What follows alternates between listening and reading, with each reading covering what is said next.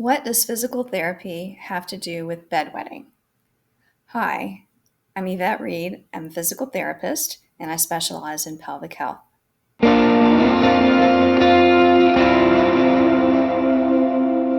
first thing I'd like to say is that this is not something that's unique to physical therapy. It could also be occupational therapy.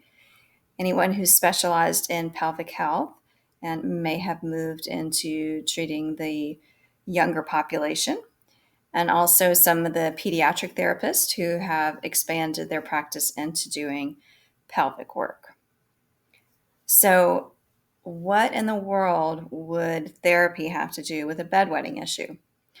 Well, I would say that therapists tend to look at the whole picture. So, we're able to help adults with bladder issues, right? So, what's going on? And we're looking at the whole body. And so, I think the best thing to say is talking you through what we look at in an evaluation or an initial consultation.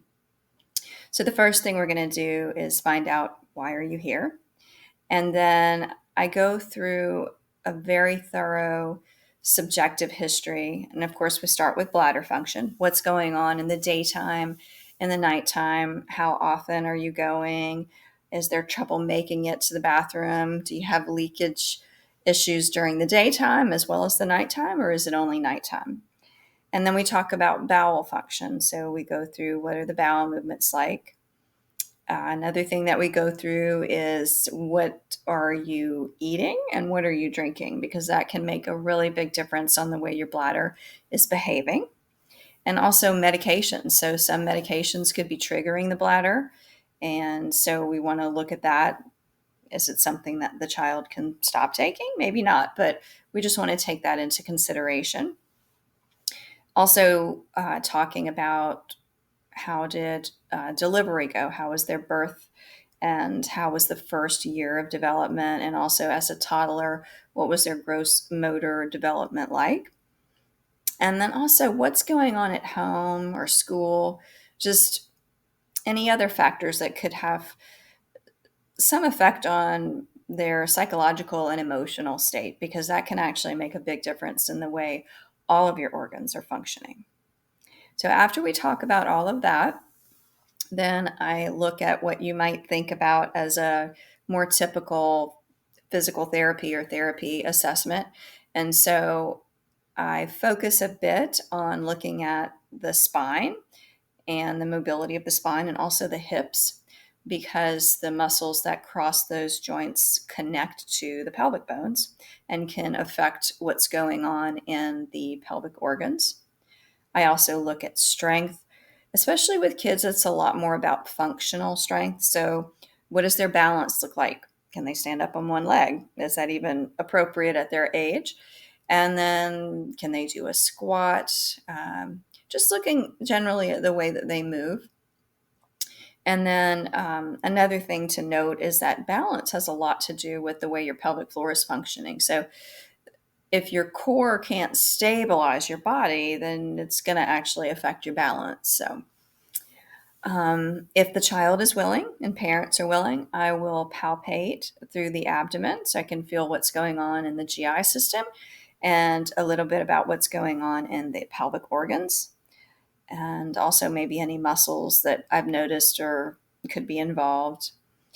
I like to assess the diaphragm, because the diaphragm has a lot to do with the way the GI system is working. Also, sometimes when there's issues going on with anxiety, maybe that diaphragm could be involved in that. And then also, I usually do this in sitting, especially in the beginning, with clothes on, just checking to see what's going on with, can this child activate their pelvic floor? Can they squeeze their pelvic floor muscles? And also, can they, if they bear down, like they're pushing to have a bowel movement, are those muscles able to open and relax the way that they should? So after I've looked at all those things and taking into account the subjective history, I have a pretty good idea of just that whole picture. So one thing that I think that a therapist can provide is just looking at things from like multiple angles and talking to the patient, depending on their age, how receptive and they are, and then also the parents about what can we start to do about this. So a lot of times there's many changes that can be made with lifestyle habits. Um, so that's usually the first thing that I'm going to talk about, and I do that all on that first appointment. And depending on what else is going on from a musculoskeletal standpoint, then we may be working on stretching tight muscles, strengthening weak muscles, working on retraining the way certain muscles work, whether it's pelvic floor, the diaphragm, working on relaxation techniques.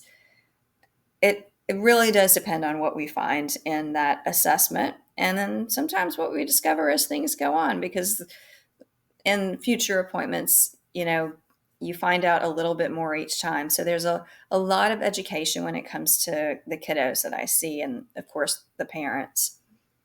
And basically, I would say that most of the time when we're looking at bedwetting issues, this would be something that you may want to start talking to your pediatrician about around age 4 or 5, although I know it's still considered to be normal. It's worth looking at. There could be some things going on, and you never know. Maybe you could get past this part a lot sooner. And then I see kids into their teens, late teens. I've even seen some young adults who've been struggling with some of these issues their whole life. So, anyway, if you have any questions, please write them in the comments. And if there's anything else you'd like me to make a video about, mention that in the comments. And the other thing is, if you would like to know more information about how to start your own business online, go ahead and write ready in the comments. I'm very new to this, but I have information to share and help you to set up either some digital marketing or even just setting up, basically letting people know what you know and sharing that information. So I hope that this video was helpful. If it was, please, like, subscribe to purelypelvic.com. And I look forward to seeing you in the future.